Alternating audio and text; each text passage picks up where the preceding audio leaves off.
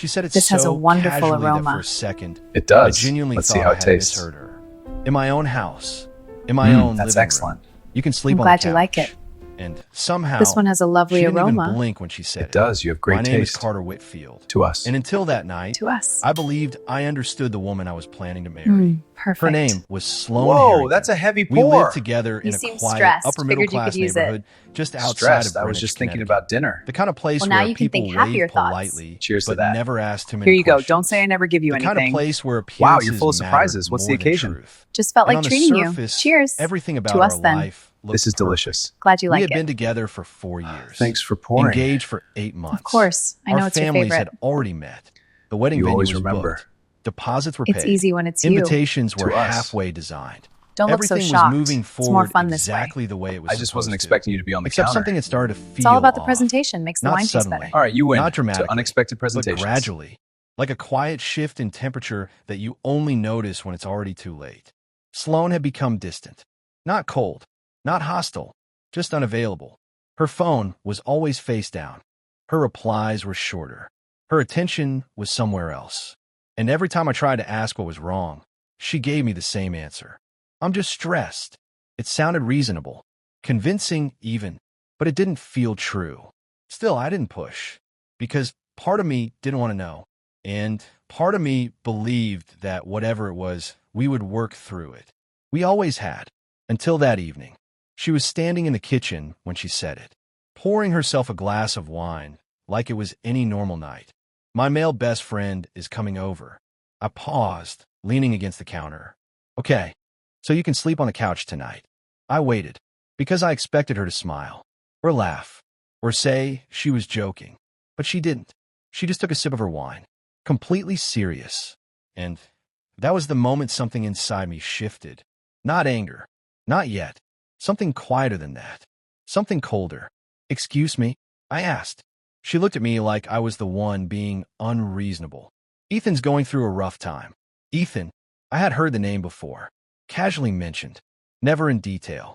He needs a place to stay tonight. I nodded slowly. Then he can take the couch. She shook her head. No, he'll stay in the bedroom. The bedroom. Our bedroom. I'll let that settle in the air between us. And I'll take the couch. Yes. Just like that. No hositashchen. No awareness of how insane it sounded. Before we go any further, tell me honestly, what would you have done in that moment? Would you argue? Would you walk out? Or would you stay quiet and try to understand what just happened? Because I chose the last option, and I'm still not sure if that was strength or weakness. I didn't raise my voice. I didn't react the way she probably expected me to. Instead, I just watched her, carefully, trying to understand who I was actually looking at. Why? I asked. She sighed like I was making things difficult. He's not comfortable sleeping in the living room. I almost laughed, but I didn't. And I am. You'll be fine, Carter. That sentence stayed with me longer than anything else she said. You'll be fine. Not we'll figure it out. Not this is temporary. Just you'll be fine. Like my comfort didn't matter. Like my place in my own home was negotiable. Like I had already been replaced. I didn't argue. Not then. Because something told me this wasn't about a couch. It wasn't even about Ethan. It was about something much bigger. Something that had been building for a while. So I stepped back, and I said, all right. She looked surprised. Relieved, even. Thank you for understanding.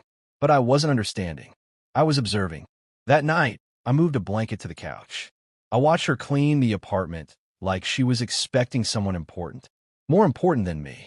She changed her outfit twice. Checked her phone constantly. And when the doorbell finally rang, she didn't hesitate. She practically rushed to open it. Ethan stepped inside like he already belonged there.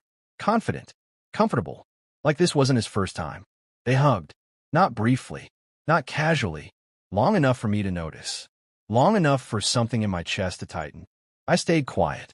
I introduced myself politely. He smiled. Firm handshake. Calm voice. Nice to finally meet you. Finally. That word didn't sit right. The evening moved on like a performance. They talked. Laughed. Shared stories I had never heard. Inside jokes I wasn't part of. And I sat there in my own living room, feeling like a guest in my own life. At some point, she stood up. I'm going to show Ethan the room. The room. Not our room. Just the room. They disappeared down the hallway together.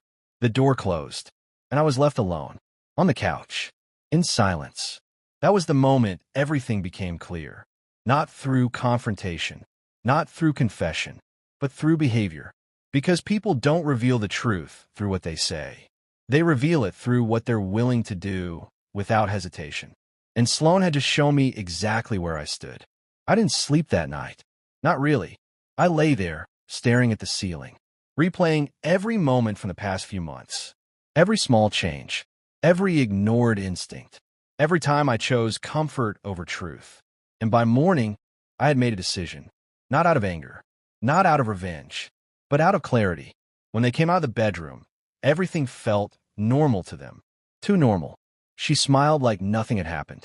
Like the previous night didn't cross any line. Morning. I nodded. Calm. Controlled. I made coffee. We sat at the table. 3 people. One situation that no one wanted to acknowledge. Except me. I stood up. I think we need to talk. Sloan looked slightly irritated. About what? I held her gaze. About boundaries. Silence filled the room. Heavy. Unavoidable. I'm not doing this, she said quickly. But I didn't stop. Because what happened last night wasn't normal.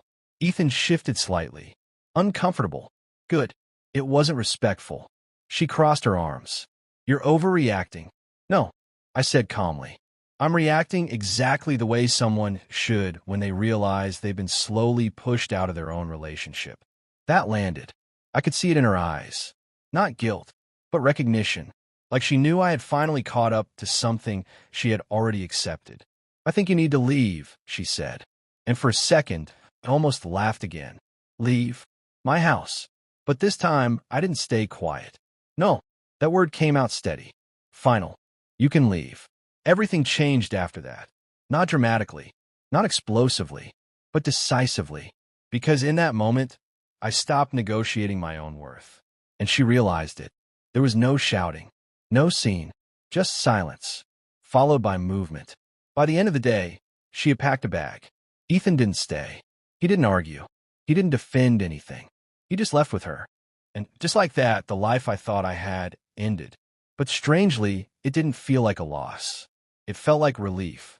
Because for the first time in months, everything made sense. Before we end this, tell me something honestly.